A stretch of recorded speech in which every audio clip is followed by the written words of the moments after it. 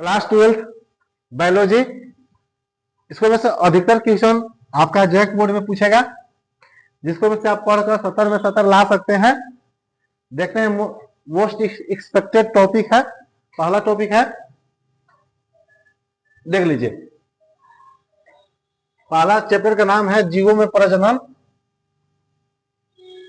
Production. What is a sexual reproduction, right any two types with example. मतलब बोल रहा है सर कि अलैंगिक प्रजनन क्या है, इसके दो प्रकार उदाहरण सहित लिखिए। और दूसरा का पढ़ लेंगे कि निषेचन क्या है, बाह्य एवं आंतरिक निषेचन में अंतर लिखिए। और तीसरा का पढ़ लेंगे हम लोग कि कायिक प्रजनन पर संक्षिप्त टिप्पणी लिखिए। यही 3 गो टॉपिक चैप्टर नंबर 1 से पढ़ के जाएंगे। और चैप्टर नंबर 2 जो है आवृत्ति बीजी पौधे में लैंगिक प्रजनन, उसको में क्या क्या पढ़ लेंगे कि पुष्प का नामांकित चित्र बनाइए, उसको पुष्प का चित्र बनाएंगे, फिर उसका नाम लिख देंगे। फिर क्या पढ़ेंगे कि द्विगुण निषेचन की व्याख्या कीजिए और परागकण क्या है इसके प्रकार लिखिए। और पढ़ेंगे और फिर कीजिए। फिर इसमें पढ़ लेंगे कि परागकण की संरचना एवं कार्य लिखिए। यही सब 2 चैप्टर में से पढ़ लेंगे टॉपिक, आपका सर रिकवर हो जाएगा। एमसीक्यू इसी से रिकवर हो जाएगा। ऊपर कीजिए। 3 चैप्टर का है सर मानव प्रजनन। मानव प्रजनन में कौन सा टॉपिक है देख लीजिए कि draw and level the male reproductive system, मतलब पुरुष प्रजनन तंत्र का नामांकित चित्र बनाइए। फिर क्या है सर कि मासिक चक्र का चित्र सहित वर्णन कीजिए। और शुक्राणु जनन क्या है, शुक्र जनन क्या है, फिर आपरा के कार्य लिखिए। यही 4 गो टॉपिक पढ़ लेंगे, आपका सर 70 में 70 नंबर आएगा। 4 गो टॉपिक पढ़ने से नहीं आएगा, और टॉपिक पढ़ना है। 4 चैप्टर में से पढ़ लेंगे कि गर्भ निरोधक क्या है, किसी 2 विधियों का वर्णन कीजिए। पढ़ेंगे कि यौन संचारित रोग क्या है, कारण व बचाव लिखना है, किसे कैसे बचेंगे, इसको क्या कारण है कि कैसे फैलता है। जनसंख्या विस्फोट के कारण लिखना है एवं नियंत्रण लिखिए, इसका क्या कारण है, इसका नियंत्रण कैसे किया जा सकता है जनसंख्या विस्फोट पर। और पढ़ लेंगे वंशागति एवं विविधता के जो चैप्टर है, चैप्टर नंबर 5, उसमें से हम लोग पढ़ लेंगे कि मेंडल के पृथक्करण नियम को उदाहरण सहित समझाइए। एकल संकरण क्रॉस का चित्र सहित वर्णन कीजिए। और जीनो एवं फिनोटाइप में अंतर लिखिए। ये बहुत मोस्ट इंपोर्टेंट क्वेश्चन है, हमेशा पूछता है। जीनोटाइप फिनोटाइप रेशियो निकालिए, रेशियो क्या होगा, रेशियो भी याद कर लेंगे, आपका ऑब्जेक्टिव क्वेश्चन ही भी बनेगा। और मानव में लिंग निर्धारण की व्याख्या कीजिए। यही जो 5 चैप्टर नंबर जो 5 है, यही 3-4 जो टॉपिक है, ये सब पढ़ के चले जाएंगे हम लोग। और कीजिए 6 में देखिए क्या क्या टॉपिक है, क्या है जी, मॉलिक्यूलर बेसिस ऑफ इनहेरिटेंस, मतलब वंशागति का आणविक आधार पर क्या करना है कि डीएनए की जो संरचना है, वास्तव में क्रिक का मॉडल समझाएंगे इस पर। और देखिए कि डीएनए की प्रकृति कैसा होता है, डीएनए एवं आरएनए में अंतर लिखिए। ऊपर कीजिए। और पढ़ लेंगे कि वांशिक कूट क्या, आनुवांशिक कूट क्या है, इसकी विशेषताएं लिखिए। और क्या है सर, ट्रांसक्रिप्शन और एवं ट्रांसलेशन में अंतर क्या है, ये सब टॉपिक पढ़ के जाएंगे हम लोग। और देखिए जो 7 चैप्टर है उत्क्रांति, इसमें से पढ़ लेंगे कि डार्विन का प्राकृतिक चयन सिद्धांत समझाइए। सर मोस्ट इंपोर्टेंट क्वेश्चन है, इसको एकदम पढ़ के जाना है सर। और क्या पढ़ना है इसमें कि उत्क्रांति के प्रमाण लिखिए, कोई 2 गो प्रमाण लिख देना है। अनुकूली विकिरण क्या है, यही आपका 7 चैप्टर का है। 8 चैप्टर में देख लीजिए क्या है, से मानव स्वास्थ्य एवं रोग, सर कैसे रोग फैलता है, इसका सर बचाव क्या है, कैसे बचाव करेंगे। देखिए प्रतिरक्षा क्या है, इसके प्रकार लिखिए। सक्रिय एवं निष्क्रिय प्रतिरक्षा में अंतर लिखिए। एड्स के क्या कारण है, कैसे फैलता है, एड्स के सर क्या लक्षण है, इसका बचाव कैसे करेंगे। ये सर एड्स वाला सर इंपोर्टेंट है, इसको लिख लीजिएगा कि इसका क्या कॉज है, इसका सर सिम्पोटम्स मतलब बचाव कैसे करेंगे, और सर इसका लक्षण क्या है और बचाव कैसे करेंगे, सब हम लोग पढ़ के जाएंगे। और बताएंगे कि जो टीको है हम लोग सुई लगाते हैं, सुई की क्या भूमिका है, ये सब आप टॉपिक पढ़ के जाएंगे चैप्टर नंबर 8 में से। इससे बाहर और कुछ क्वेश्चन नहीं आएगा। और ऊपर कीजिए। और जो जैव प्रौद्योगिकी है चैप्टर नंबर 9, उसमें से पढ़ लेंगे कि पीसीआर क्या है, इसके चरण लिखिए कि पीसीआर के कौन कौन से चरण होते हैं, प्रतिबंध एंजाइम क्या है, अनुवांशिक अभियांत्रिकी क्या है, यही सब पढ़ लेंगे सर। और क्या है कि बायोरिएक्टर का नामांकित चित्र बनाना है।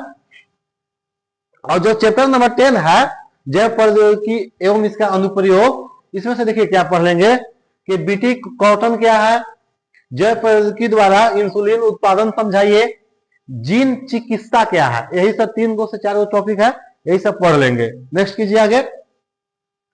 हाँ जी देखिए इकोलॉजी पारिस्थितिकी, इसको में से पढ़ लेंगे कि पारिस्थितिकी तंत्र क्या है, इसके घटक कौन कौन से है, ये सब लिख लेंगे। खाद्य श्रृंखला एवं खाद्य जाल में क्या अंतर है, अंतर को एक बार पढ़ के जाएंगे हम लोग। किसी एक पारिस्थितिकी पिरामिड की व्याख्या कीजिए। जैव विविधता क्या है, इसके संरक्षण के उपाय लिखिए।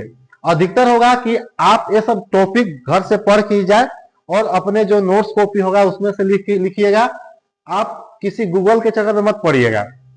देख लीजिए जो चैप्टर नंबर 1 हम लोग देखे थे मेन टॉपिक, उसका हम लोग उत्तर देखते हैं। पहला क्वेश्चन था कि what is a sexual reproduction, right any 2 types with example. कि सर अलैंगिक प्रजनन क्या है, इसको 2 उदाहरण लिखना है। इंग्लिश पढ़ लेंगे इंग्लिश मीडियम वाला, और हिंदी मीडियम वाला हिंदी पढ़ के जाएंगे। चलिए ऊपर कीजिए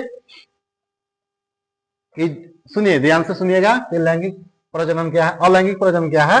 कि जब केवल एक जनक से बिना नर मादा युग्मकों के संलयन के नए जीव का निर्माण होता है, तो उसे क्या कहेंगे, अलैंगिक प्रजनन कहते हैं। उत्पन्न संतान जनक के समान होते हैं। जैसे देखिएगा इसमें कौन कौन प्रकार होते हैं, द्विखंडन होते हैं और कली बनाना होते हैं। एक कोशिकीय जो समान भागों में विभाजित होती है उसी को द्विखंडन बोलते हैं, जैसे कि अमीबा है। कली बनाना क्या है, देखिए जैसे जनक पर कली बनती है जो नया जीव बनाती है। जैसे इसका उदाहरण देख लीजिए, क्या है, ईस्ट है, हाइड्रा है।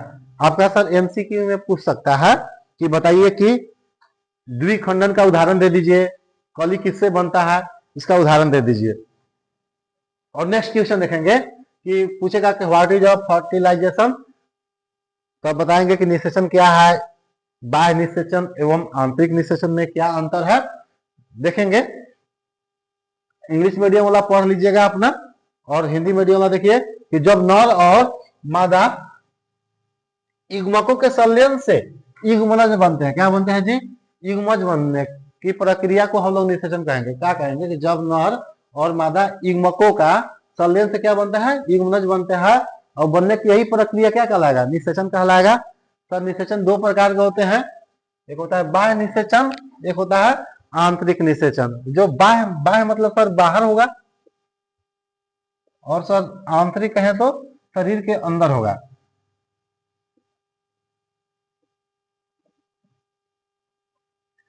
तो सर बाह्य निषेचन क्या है, देख लीजिए कि शरीर के जो बाहर निषेचन होता है वो बाह्य निषेचन होता है, और सर आंतरिक निषेचन क्या है, जो शरीर के अंदर निषेचन होता है वही उसी को क्या बोलेंगे, आंतरिक निषेचन। सर इसमें अधिक युग्मक की जरूरत पड़ता है, और इसमें कम युग्मक से भी आपका काम चल जाता है। उदाहरण के लिए देखिए मेढक, लेकिन जो हम लोग सर मनुष्य रहते हैं वो सब क्या करते हैं सर, हम लोग आंतरिक निषेचन करते हैं। आंतरिक निषेचन करके हम लोग सर क्या करते हैं, अपने जैसा संतान को उत्पत्ति करते हैं। और देख लीजिए कि कायिक प्रजनन पर संक्षिप्त टिप्पणी लिखिए। कायिक प्रजनन क्या है, इसको बारे में बताना है कि जो कायिक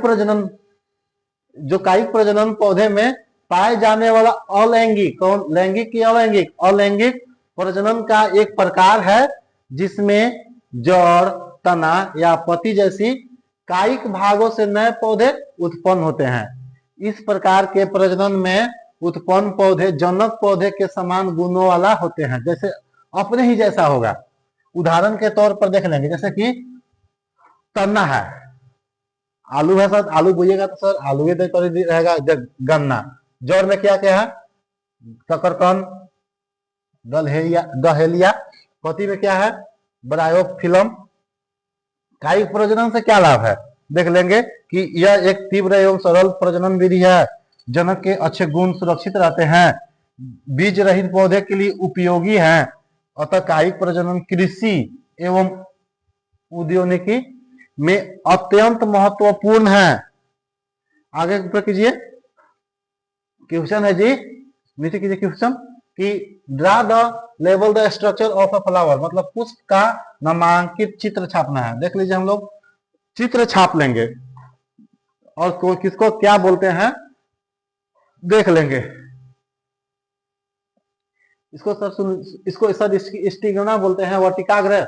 इसको सर स्टाइल बोलते हैं, इसको पिस्टिल, इसको स्टेमेन, इसको क्या बोलते हैं, एंथर, इसको पेटल, पेटल मतलब दल, इसको भी सर पेटल बोलते हैं। इसको सर सिपल, इसको क्या बोलते हैं, ओवुलेस, ओवरी, फिलामेंट, और सर परागकोश है।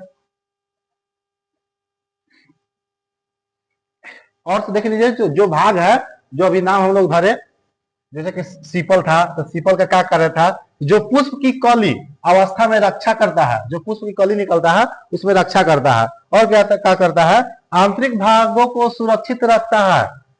और जो हम लोग पेटल पढ़े थे, दल कीजिए, ऊपर कीजिए, जो हम लोग पेटल पढ़े थे, कार्य, इसका क्या कार्य है, पेटल का रंगीन एवं सुगंधित होकर परागकण कीटों को आकर्षित करता है, कीट को अपनी ओर आकर्षित करता है। कौन करता है सर, ये पेटल करता है।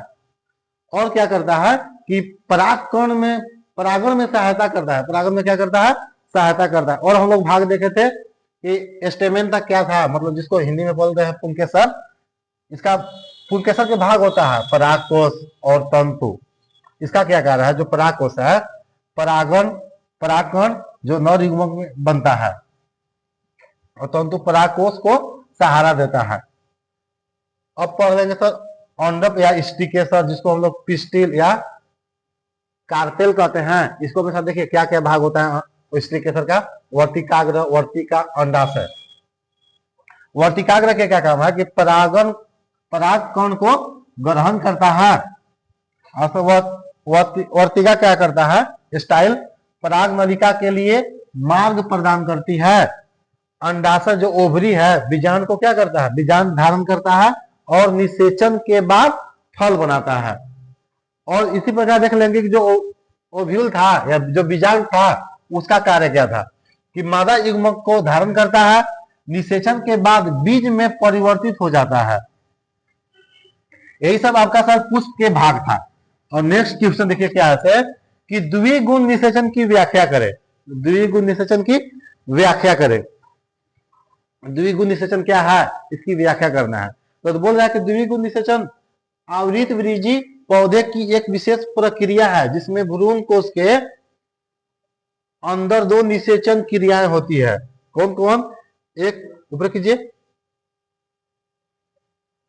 एक नर युग्मक अंड कोशिका से मिलकर द्विगुणित युग्मज 2n बनाता है। इस क्रिया को हम लोग क्या कहते हैं सर,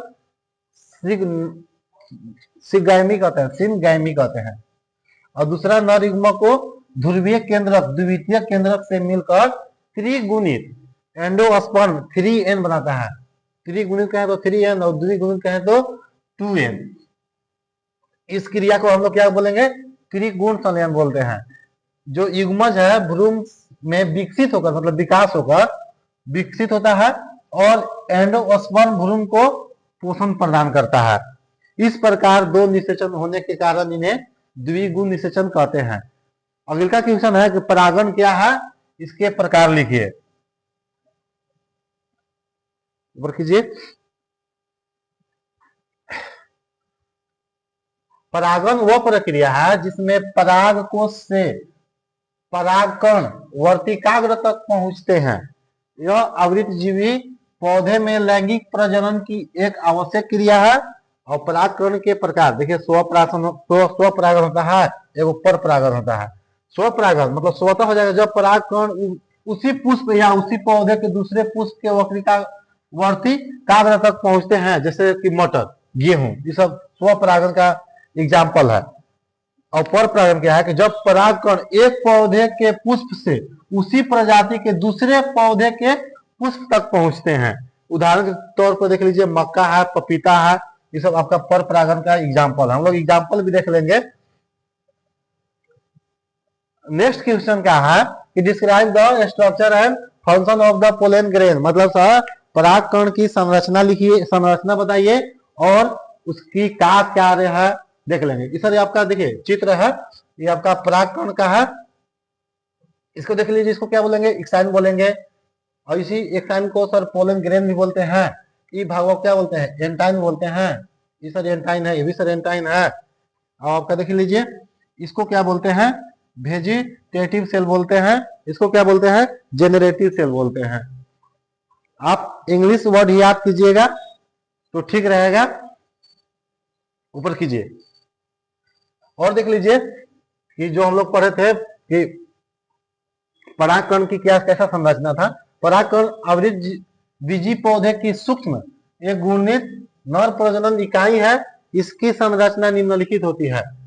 जो हम लोग एक्साइन बोले थे उसको इंग्लिश और हिंदी दोनों नाम एक्साइन है। इसकी एक्साइन क्या होता है, इसके देखिए बाहरी मोटी भित्ति होती है और क्या होती है, स्पोरोपोलिन से बनी होती है। किसको से बना होता है, स्पोरोपोलिन।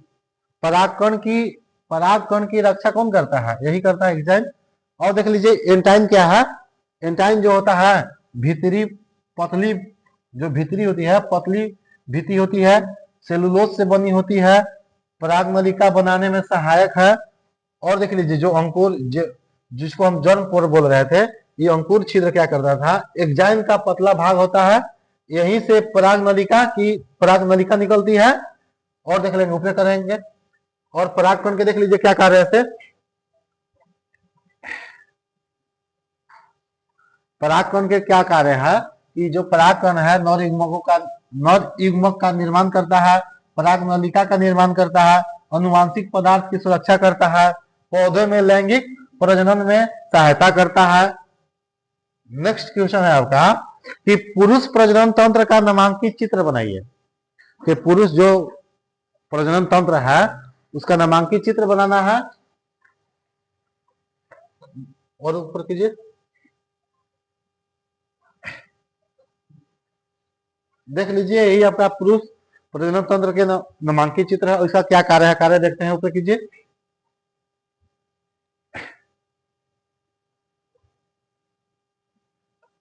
टेस्टिस, जिसको हम लोग ग्रीसम बोलते हैं, टेस्टिस का क्या कार्य है, स्पर्म बनाता है। क्या बनाता है जी, स्पर्म बनाने का काम कौन करता है, तो आपका ग्रीसम बोलते हैं हिंदी में और इंग्लिश में बोलते हैं टेस्टिस। आपका जो स्पर्म बनाता है, शुक्राणु बनाता है, वो आपका ग्रीसम बनाता है। और क्या करता है टेस्टिस, कि जो पुरुष हार्मोन में टेस्टोस्टेरोन का स्राव करता है। अगर आपका ऑब्जेक्टिव क्वेश्चन पूछेगा कि बताइए कि पुरुषों में टेस्टोस्टेरोन हार्मोन का स्राव कौन करता है, तो हम लोग बोलेंगे टेस्टिस करता है, हिंदी में बोलेंगे वृषण करता है। अंडकोश क्या करता है कि वृषणों की रक्षा करता है। इसकी रक्षा कौन करता है, तो अंडकोश करता है। वृषणों को शरीर से थोड़ा ठंडा रखता है, गर्म नहीं रखता, ठंडा रखता है, जो शुक्राणु निर्माण के लिए क्या है, जरूरी है। शुक्राणु निर्माण के लिए क्या जरूरी है, ठंडा रखना है उसको। और देख लीजिए कि जो एपिडाइडिस क्या है, एपिडाइडिस क्या है, एपिडिडाइमिस शुक्राणु का संग्रह करता है, शुक्राणुओं को परिपक्व बनाता है। और जो ऊपर कीजिए, वास्ट डिफरेंस देख लीजिए क्या है कि शुक्राणुओं को एपिडिडाइमिस से मूत्र मार्ग तक ले जाता है। और देख लेंगे जो वीर्य थैली है या जिसको क्या बोलते हैं सेमिनल वेसिकल, ये क्या करता है कि वीर्य के लिए पोषक द्रव्य बनाती है और शुक्राणुओं को ऊर्जा प्रदान करती है। कौन, वीर्य थैली। प्रोटेस्ट ग्रंथि जो है, प्रोटेस्ट ग्रंथि क्या करता है कि वीर्य को पतला और सक्रिय बनाता है। जो आपका प्रोटेस्ट ग्रंथि है वो आपका वीर्य को पतला और क्या बनाता है, सक्रिय बनाता है। और देख लेंगे कि जो मूत्र मार्ग है, वीर्य और मूत्र को शरीर के बाहर निकालता है। मूत्र मार्ग से आपका जो वीर्य या फिर बोले मूत्र उस शरीर से बाहर निकलता है। कौन मार्ग से? मूत्र मार्ग से। लिंग क्या करता है, जिसको लोग पेनिस बोलते हैं, कि वीर्य को स्त्री शरीर में पहुंचाने में कार्य कौन करता है जी? सहायक कौन होता है? वो पेनिस होता है। नेक्स्ट क्वेश्चन है कि मासिक चक्र का चित्र सहित वर्णन करें। जो मासिक चक्र होता है स्त्रियों में, उसको चित्र सहित क्या करना है? वर्णन करना है। देख लेंगे कि मासिक चक्र का, मेंस्ट्रुअल साइकिल का यही चित्र है सर आपका। कि 1 से 5 दिन में आपका मेंस्ट्रुएशन फेज क्या होता है।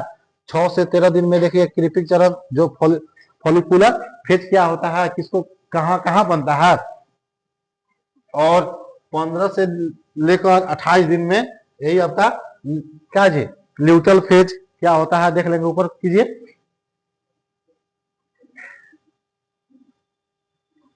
देखिए जो मेंस्ट्रुएशन साइकिल होता है, मेंस्ट्रुअल साइकिल स्त्रियों में होने वाला एक प्राकृतिक मासिक परिवर्तन है जो लगभग 28 दिनों का रहता है। इसका उद्देश्य गर्भधारण के लिए शरीर को तैयार करना है।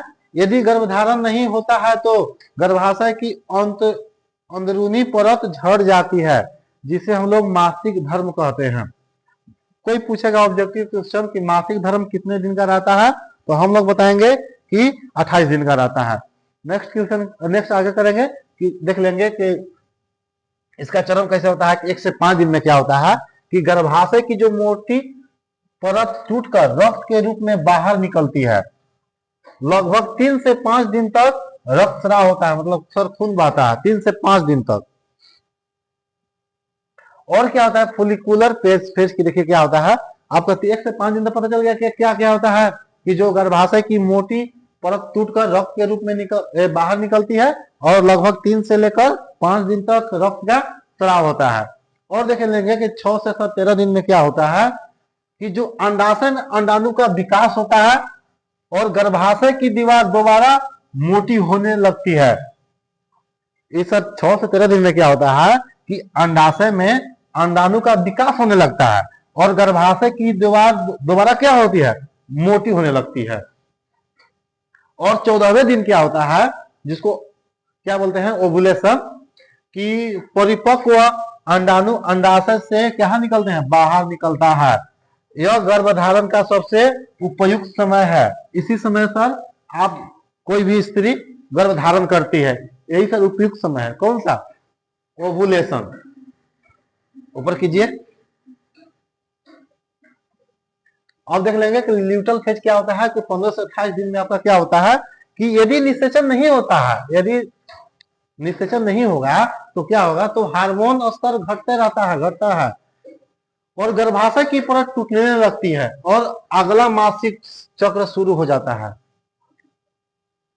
देख लेंगे, वही हम चित्र छापेंगे या तो हम इस डायग्राम को छाप लेंगे।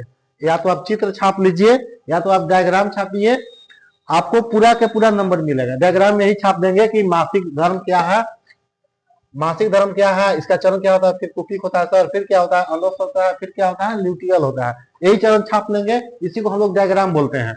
ऊपर कीजिए। अब बोलेंगे कि स्पर्मेटोगेनेसिस क्या है, कि वह प्रक्रिया जिसमें वृषण में स्थित सेमिनिफेरस नलिकाओं के अंदर अपरिपक्व जनन कोशिकाओं से क्या होते हैं? परिपक्व शुक्राणु बनते हैं। इसी को क्या बोलते हैं? यही स्पर्मोटाइजेनिस कहते हैं, जिसको बोलते हैं शुक्राणु जनन। शुक्राणु जनन क्या है कि वह प्रक्रिया है जिसमें पुरुष शरीर में शुक्राणुओं का निर्माण होता है। शुक्राणु बनाएगा तो यही क्या कहलाएगा? शुक्राणु जनन प्रक्रिया कहलाएगा। यह प्रक्रिया कहाँ होता है? यह प्रक्रिया वृषण में होती है। इसमें मियोसिस होता है, इसमें हैप्लॉइड जो एन शुक्राणु बनते हैं। और ऊपर कीजिए। यही छाप लेंगे, यही आपका डायग्राम है, देख के छाप लेंगे कि इसमें सर कौन कौन प्रक्रिया होता है। स्पर्मेटोगेनेसिस में 2n है जो माइटोसिस, सर प्राइमरी क्या होता है, सेकेंडरी क्या होता है। ऊपर कीजिए। और देखेंगे कि अपरा के क्या कार्य है, प्लेसेंटा जिसको इंग्लिश में बोलते हैं, कि right the function of placenta, अपरा के कार्य लिखिए। तो अपरा के देखिए क्या कार्य है, अपरा जो है वो पोषण प्रदान करता है। अपरा माता के रक्त से भ्रूण को, भ्रूण मतलब छोटा बच्चा को भोजन, ग्लूकोज, अमीनो अम्ल आदि पहुंचाती है। इसे पहुंचाने का काम कौन करता है, अपरा करता है, प्लेसेंटा करता है, जिसको अपना गांव घर में क्या बोलते हैं, लार झर बोलते हैं, इसी को प्लेसेंटा बोला जाता है। और देख लीजिए कि श्वसन क्या है, कि यह भ्रूण को ऑक्सीजन देता है और कार्बन डाइऑक्साइड बाहर निकालने का काम करता है, श्वसन।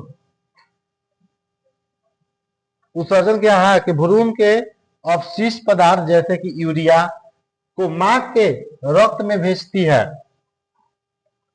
हार्मोन का स्राव कैसे होता है, कि अपरा हार्मोन जैसे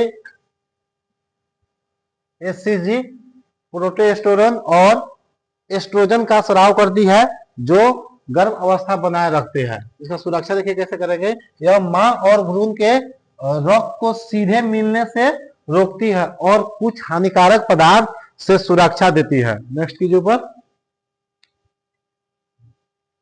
आगे है सर कि गर्भ निरोध क्या है, किसी दो विधियों का वर्णन करें। तो बताएंगे गर्भ निरोध क्या है। गर्भधारण को रोकने की विधियों को गर्भ निरोध कहेंगे। दो गर्भ निरोध की विधियां क्या क्या है, अवरोध विधि जिसको बैरिज मेथड बोलते हैं, इसमें क्या किया जाता है, कॉन्डोम का उपयोग किया जाता है।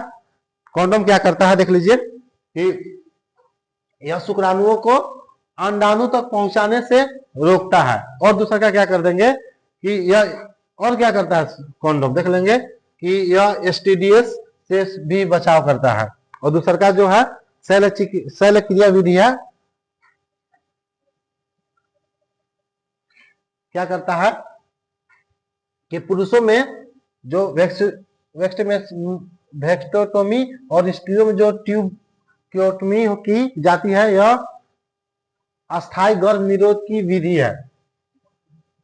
और देखेंगे कि सर एसटीडी क्या है, एसटीडीएस क्या है, कि यौन संचालित रोग क्या है और कारण व बचाव लिखिए। वे रोग जो यौन संपर्क से फैलते हैं उसको क्या कहेंगे, एसटीडीएस कहेंगे। कौन कौन जो रोग होते हैं यौन संबंध से फैलते हैं, जैसे में कि देखिए एड्स है, साइफिलिस है, और क्या है, गोनोरोहिया है। ये सब जो है यौन संबंध से फैलता है। इसका क्या कारण है कि जब आपका कोई संक्रमित व्यक्ति से असुरक्षित यौन संपर्क बनाता है तब आपका फैल जाएगा। और कोई जैसे कि संक्रमित सुई है या ब्लेड है, उसका उपयोग करेंगे तब भी फैल जाएगा। जैसे कि संक्रमित रक्त का स्थानांतरण होगा तभी सर आपका फैल जाएगा। इसका बचाव कैसे करेंगे, आप बचाव करने के लिए कॉन्डोम का प्रयोग कर सकते हैं, एक ही साथी से संबंध केवल कर सकते हैं, सुई और रक्त की जांच करा सकते हैं, और क्या कर सकते हैं कि जन जागरूकता और स्वास्थ्य की मतलब स्वास्थ्य रहेगा, स्वास्थ्य की शिक्षा रहेगा, तो ये सब आपका रोग नहीं फैलेगा। नेक्स्ट क्वेश्चन है आपका कि जनसंख्या विस्फोट के कारण एवं नियंत्रण लिखिए। कि जनसंख्या में अत्यधिक और तेज वृद्धि को जनसंख्या विस्फोट कहेंगे। इसका क्या कारण है कि जन्म दर अधिक होना, मृत्यु दर में कमी होना। जनसंख्या ज्यादा बढ़ते रहा है, खाली पैदा हो रहा है सर, मर ही नहीं रहा है। तो यही तो जन्म दर अधिक है, मृत्यु दर बहुत कम है, मर ही नहीं रहा है। तो सर जनसंख्या तो बढ़वे न करेगा।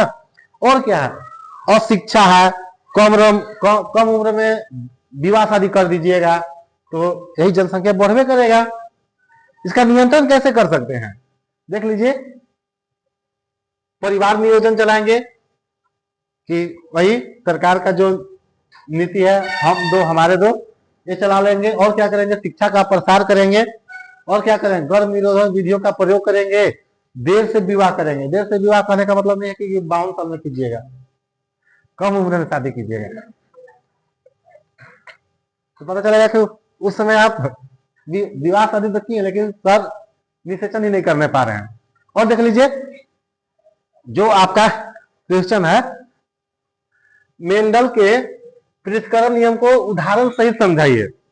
कि मेंडल के क्या नियम है उसको समझाइए। यह नियम बताता है कि किसी गुण के लिए मौजूद जीनों की जो जोड़ी है गैमेट बनने के समय एक दूसरे से अलग हो जाती है और प्रत्येक गैमेट में केवल एक जीन जाता है।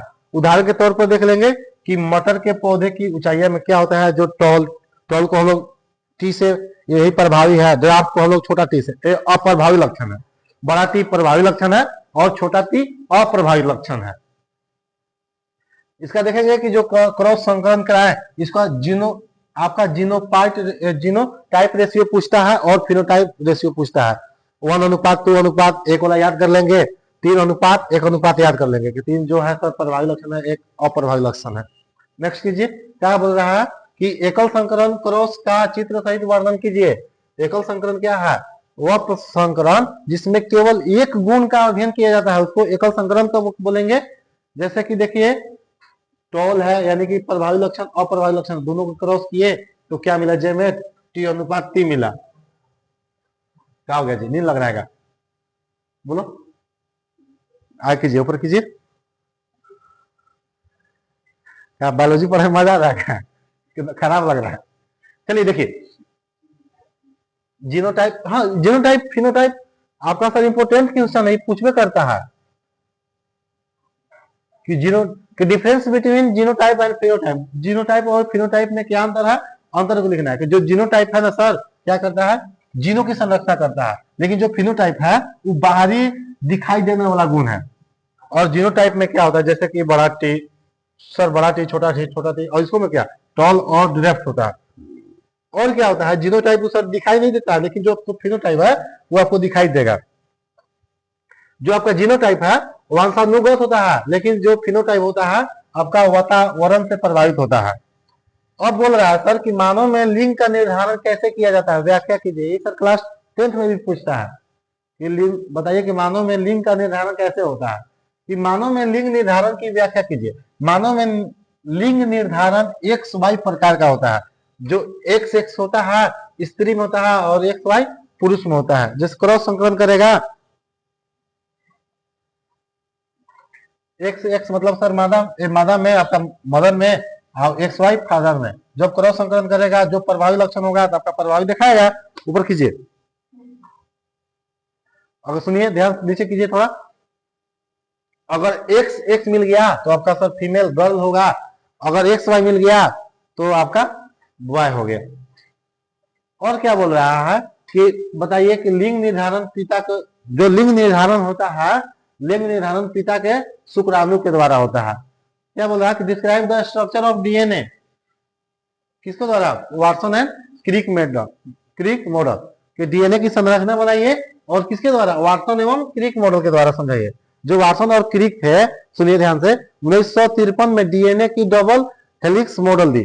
1953 में याद कर लेंगे कि DNA की संरचना क्या है, कि DNA 2 लंबी पॉली न्यूक्लियोटाइड चेन से बना होता है। दोनों श्रृंखलाएं एक दूसरे के विपरीत दिशा, जिसको बोलते हैं एंटी पैरेलल में होती है। हर न्यूक्लियोटाइड में 3 भाग होते हैं। कौन कौन भाग होता है, यही देखिए, यही 3 भाग होता है। ऊपर कीजिए। अब सर देखिए, अब नाइट्रोजन बेसेस के आधार पर, जो नाइट्रोजन बेस है उसके आधार उसकी 4 प्रकार की होती है। कौन कौन देख लीजिए, एमीन, थाइमीन, गोमिन, साइटोसिन, बेस पेयरिंग, ये सब देख लेंगे एक बार। ऊपर कीजिए, ऊपर कीजिए। और क्या पूछ रहा है कि डीएनए की प्रकृति बताइए। तो डीएनए की प्रकृति क्या है, तो वह प्रक्रिया जिसमें डीएनए अणु से 2 समान डीएनए अणु बनते हैं। जैसे देखिए, यह प्रक्रिया जो है सेल डिवीजन से पहले होती है।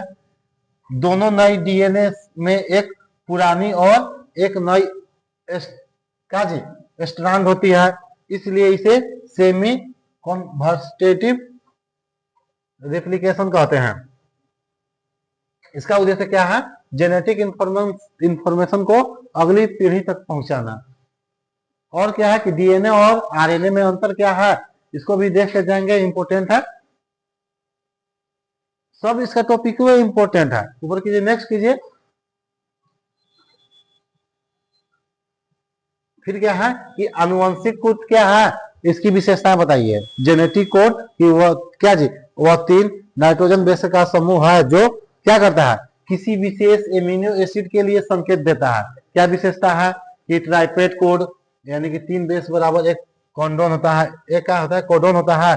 यह यूनिवर्सल होता है, लगभग सभी जीवों में समान होता है। यह स्पेसिफिक होता है, हर कोडोन एक ही क्या जी, एमिनो एसिड बनाता है। यह जो नॉन ओवरलैपिंग होता है और क्या करता है, यह डिजेनरेट होता है। यह एमिनो एसिड के लिए एक से अधिक कोडोन क्या जी, कोडोन हो सकते हैं। ऊपर कीजिए और पढ़ लेंगे कि difference between transcription and translation. Transcription और ट्रांसलेशन में क्या है कि सर डीएनए से आरएनए बनता है और इसको में आरएनए से प्रोटीन बनता है। और क्या होता है, यह न्यूक्लियस में होता है और ये कहाँ होता है, ये राइबोसोम पर होता है। और क्या, ये जो है ना सर, ये आरएनए बनाता है और ये क्या बनाता है, एमिनो एसिड से जुड़ते हैं। ऊपर कीजिए और ये क्या करता है कि जेनेटिक मैसेज को कॉपी करता है। ये क्या करता है, जेनेटिक मैसेज को एक्सप्रेस होता है इसमें। आज का है सर डार्विन का प्राकृतिक चयन सिद्धांत को समझाइए। तो क्या बोलता है कि जो चार्ल्स डार्विन ने यह सिद्धांत दिया कि जीवों में होने वाले उपयोगी भिन्नताएं जीवों को जीवित रहने में मदद करती है और वही जीव प्राकृतिक रूप में चुने जाते हैं। प्राकृतिक चयन के मुख्य बिंदु होते हैं अधिक उत्पादन और जीव आवश्यकता से अधिक संतान उत्पन्न करते हैं। संघर्ष क्या है, ऊपर कीजिए। क्या यार ऊपर करो नहीं यार, कहाँ बात करने लग रहा है। संघर्ष क्या है कि भोजन, स्थान और सुरक्षा के लिए संघर्ष होता है। भिन्नता क्या है, प्रत्येक जीव में कुछ न कुछ अंतर मतलब भिन्नता होते हैं। ये सब आपका डार्विन बताया था। योग्यता की उत्तरजीविता, इन इन जिनमें उपयोगी गुण होते हैं वही जीवित रहते हैं। हाँ सुन लीजिए, यही डार्विन का सिद्धांत है कि जिनमें उपयोगी गुण होते हैं वही जीवित रहते हैं। ये देख लो क्या हो गया लोग, कहने के बाद हमारा पढ़ा कैसे। और देखिए और क्या करता है, 9 प्रजातियों का निर्माण करता है। उपयोगी गुण पीढ़ी दर पीढ़ी जमा होकर नई प्रजाति बनते हैं। इसे ही क्या करते हैं, नेचुरल सिलेक्शन कहते हैं। ऊपर कीजिए और पढ़ लेंगे कि उत्क्रांति के प्रमाण के कोई 2 भाग लिखे। जीवाश्म क्या है, ऊपर कीजिए धीरे धीरे, यही सब हम लोग पढ़ लेंगे। समरूप अंग क्या है, ऊपर कीजिए धीरे धीरे ऊपर करते रहिए। अनुरूपी विकिरण क्या है, इसको पढ़ लेंगे। उदाहरण देख लेंगे कि डार्विन का फाइनेंस फिंस क्या है और प्रतिरक्षा क्या है, इसके प्रकार लिख लीजिए। प्रतिरक्षा क्या है, यही पढ़ लेंगे कि शरीर की वह क्षमता जिसमें क्या जी, रोगों को पैदा करने वाले जीवाणुओं से, विषाणुओं से अपनी रक्षा करता है, वही उसी को प्रतिरक्षा बोलेंगे। प्रतिरक्षा के प्रकार पढ़ लेंगे एक बार, धीरे धीरे करो ना। और पढ़ लेंगे कि देखिए निष्क्रिय प्रतिरक्षा और सक्रिय प्रतिरक्षा का क्या अंतर है, अंतर पढ़ के एक बार चल जाएंगे। ऊपर कीजिए, हाँ सुनिए ध्यान से। एड्स क्या है, एड्स का कारण क्या है और इसको बचाव क्या कैसे होगा। जो एड्स है देख लीजिए, यह एक गंभीर रोग है जो HIV वायरस के कारण होता है और शरीर की प्रतिरक्षा प्रणाली को कमजोर कर देता है। इसका क्या कारण है कि असुरक्षित यौन संबंध, संक्रमित रक्त चढ़ाना, संक्रमित सुई या सिरिंज का उपयोग करना, संक्रमित मां से बच्चे में। लक्षण क्या है कि आपका जब आपको एड्स होगा तो आपको क्या क्या लक्षण दिखाई देगा कि आपका वजन धीरे धीरे कम होने लगेगा, बार बार आपका संक्रमण होगा, लंबे समय तक बुखार चढ़ेगा और क्या होगा, कमजोरी लगने लगेगा, धीरे धीरे थकान होने लगेगा। इसको से बचाव के लिए क्या क्या कर सकते हैं, आप कंडोम का उपयोग कर सकते हैं, जांच किया और रक्त ही लें, आप जांच करा के ही रक्त जरा, सुई या ब्लड को साझा न करें, जन जागरूकता और स्वास्थ्य शिक्षा को बढ़ावा करें। यही सब आप इसका क्या HIV से बचने, एड्स से बचने का उपाय है। और क्या कि टीकों की भूमिका लिखिए, ये सब लिख लीजिएगा। ऊपर कीजिए कि भविष्य PCR क्या है, पॉलीक्रोमेट चेन रिएक्शन, ये सब पढ़ लेंगे। यही सब एक बार पढ़ के हम लोग जाएंगे। और सुनिए, ऊपर कीजिए, पूरा कीजिए ना।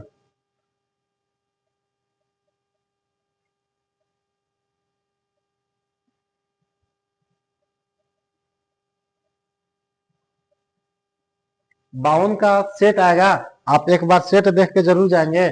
और क्या करेंगे, 2024 का जो ओल्ड क्वेश्चन पेपर है, क्वेश्चन बैंक में जो है ओल्ड क्वेश्चन पेपर, इसको एक बार सॉल्व जरूर करके जाएंगे, या क्वेश्चन देख के जाएंगे कि फिजिक्स का अधिकतर जो क्वेश्चन था 2024 के क्वेश्चन बैंक से मिल रहा था। तो आप बायोलॉजी में भी क्या करेंगे कि 2024 का जो क्वेश्चन सेट था उसको आप एक बार देख कर जाएंगे, और 52 क्वेश्चन का एक सेट आएगा यूट्यूब पर, आप देख लीजिएगा। आपका क्वेश्चन जरूर 70 में 70 नंबर आएगा। तब तक के लिए मिलते हैं कल। जय हिंद, जय भारत।